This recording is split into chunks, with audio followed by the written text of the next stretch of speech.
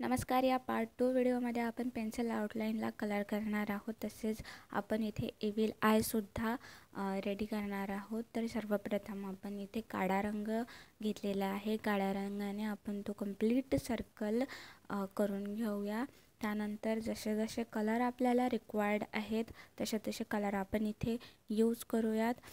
इथे मी sky blue colour तयार करणार आहे. त्यासाठी मला डार्क ब्ल्यू आणि थोडा व्हाईट मिक्स करून एक स्काय ब्ल्यू कलरचा एक शेड तयार करून घ्यायचा आहे, जसा एविल आयमध्ये असतो तसा. आणि त्यानंतर आपण त्याला कलर करणार आहोत. स्काय ब्ल्यू कलर तयार करत असताना मी इथे पाण्याचा वापर टाळला, कारण आपल्याला इथे पाण्याचा उपयोग करायची गरज नाही आहे.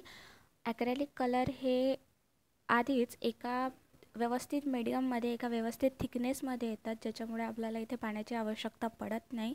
आणि खूपच जास्त आपल्याला रिक्वायरमेंट असेल पाण्याची तरच इथे आपण पाण्याचा यूज करायचा, अदरवाईज इथे पाण्याचा उपयोग करायची काही एक आवश्यकता आहे नाही.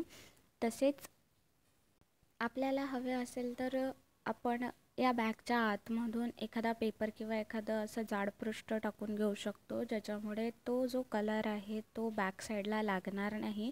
माझं जे फॅब्रिक इथे मी यूज केलेला आहे तो कपडा खूप जास्त हार्ड असल्यामुळे, जाड असल्यामुळे मी इथे कुठल्याही पेपरचा किंवा पृष्ठाचा वापर केलेला नाही आहे. पण तुम्हाला जर हवं असेल तर तुम्ही ते करू शकता, कारण फॅब्रिक कलरमुळे कसं होऊन जातं की आतून तो कलर लागला जातो, त्याच्यामुळे आपलं जे डिझाईन आहे किंवा त्याची जे बॅकसाईड आहे ते खराब होऊ शकते.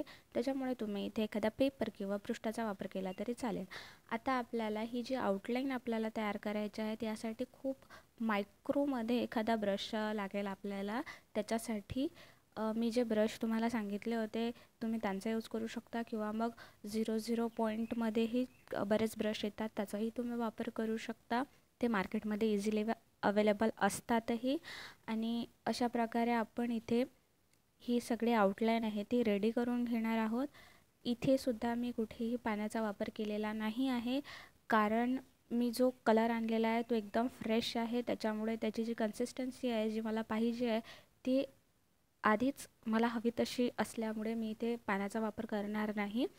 आणि अशाच प्रकारे मी याच्या प्रत्येक आउटलाईन्स ज्या आहेत त्या बनवून घेणार आहे. यानंतर मग मी त्याला डिटेलिंग करणार आहे.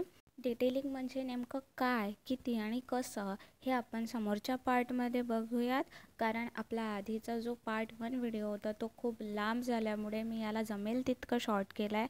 आणि इथेच जर मी डिटेलिंगचा व्हिडिओ तयार केला असता तर त्याच्यामुळे आणखी जास्त हा व्हिडिओ लांबलचक झाला असता. म्हणून आपण इथे पार्ट 3 तयार करणार आहोत. तर या व्हिडिओजमध्ये तुम्हाला काही क्वेश्चन असतील किंवा आणखी काही माहिती जाणून घ्यायची असेल तर नक्की कमेंट करा.